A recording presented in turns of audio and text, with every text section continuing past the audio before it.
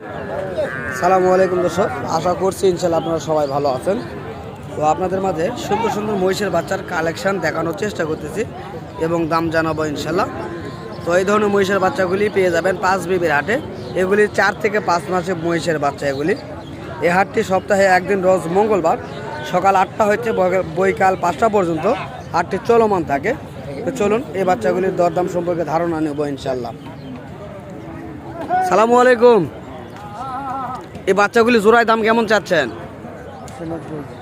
হ্যাঁ, 1,90,000 টাকা জোড়া দাম চায়। 2-1 জোড়া কি দরদাম বলতেছে কাস্টমার?